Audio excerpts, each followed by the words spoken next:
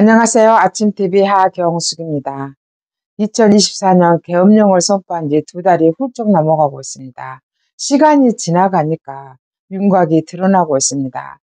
지금 대통령은 탄핵 기각 열차를 타고 전속력을 내기 위해서 준비를 하고 있고, 이제 드러난 사실들이 하나하나 나오고 있습니다. 지금 내란 수괴는 이재명이고, 내란죄를 누가 저지르고 있는지 윤곽이 드러나고 있지 않습니까?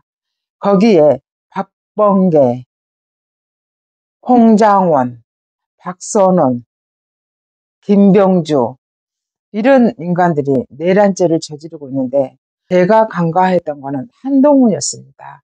한동훈이 내란죄라고 생각을 못했습니다. 거기까지는. 그 정도로 한동훈에 대한 애착이 있었나 봅니다. 아니면 깜빡했던지요. 근데 12월 8일 날 유승수 변호사라는 분이 한동훈을 내란죄로 고발한 사건이 있었더라고요. 근데 검찰이 꽁꽁 숨겨놓고 갖고 있다가 이제 판이 바뀌고 있잖아요. 그래서 드디어 경찰에 이 사건을 넘겼다고 합니다. 한동훈이 내란죄라는 겁니다. 내란죄는 국헌문란도 있잖아요.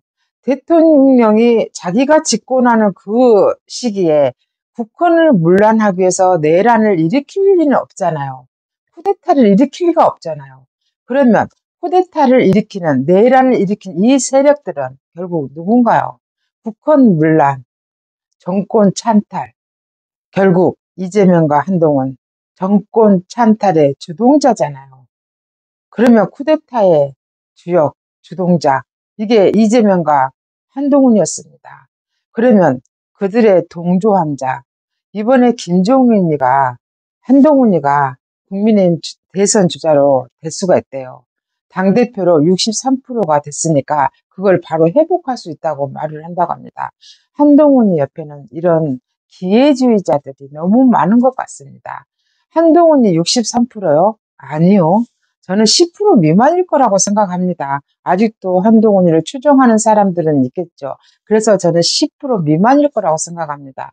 한동훈이가 63%를 받았을 때는 윤석열이라는 대통령이 버티고 있었을 때 그게 가능했고, 또 한동훈이가, 저는 정말 이상한 게, 선관위를 우파 쪽에서 대부분 부정선거라고 많이 알고 있었고 믿고 있었던 사람들이 많은데도 불구하고 왜 한동훈이는 사전선거를 독려했을까?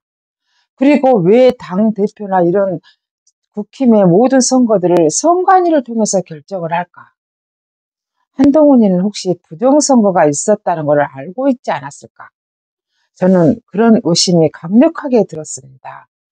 그리고 한동훈이 주위에 신지호랄지 김종인이랄지 너무나 아부꾼들이 많은 것 같습니다. 현실을 직시해야 된다는 겁니다. 저 같은 아줌마가 볼 때도 한동훈이는 10% 미만이 나올 거라고 하잖아요. 대통령이 있었을 때, 그리고 우파들은 특히 탄핵에 대한 트라우마가 너무 강하다 그겁니다.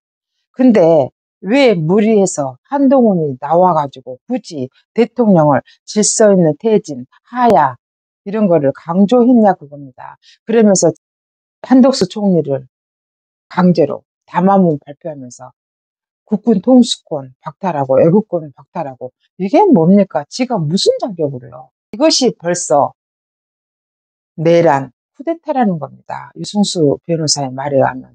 그게 맞는 말이라는 생각이 들었습니다.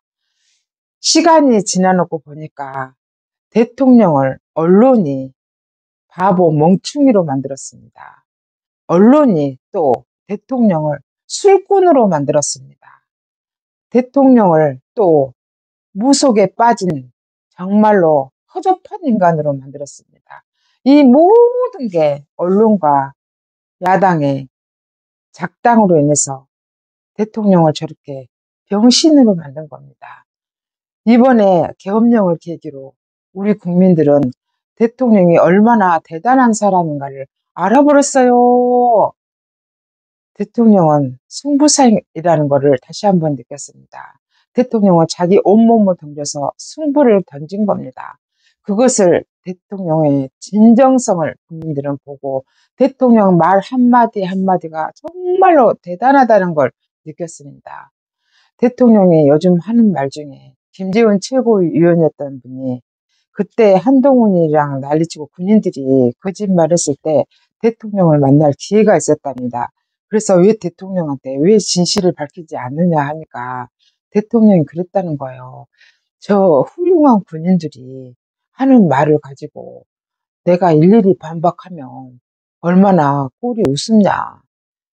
기회가 되면 말할 기회가 올 거다. 그래서 그냥 말 안 하는 거다. 이렇게 말을 했다는 겁니다. 아, 대통령감은 저런 사람이었구나. 결코 가볍지 않은, 그리고 믿음이 가는 그런 사람이었구나. 그런 생각도 들었고, 대통령이 자기가 감방에서 의연하게 버틸 수 있었던 거는 국민을 믿는 거였고, 대통령인 내가 의연하게 버티지 않으면 국민들이 불안해하기 때문에 대통령이 그런 의연한 자세를 취하고 있다는 겁니다. 정말 너무 믿음직한 대통령이었습니다. 시간이 지나니 내란 쿠데타의 수괴가 누군지, 동조자들이 누군지 보이기 시작하고 있습니다. 지금까지 진실을 알려드리는 아침TV 하경숙이었습니다.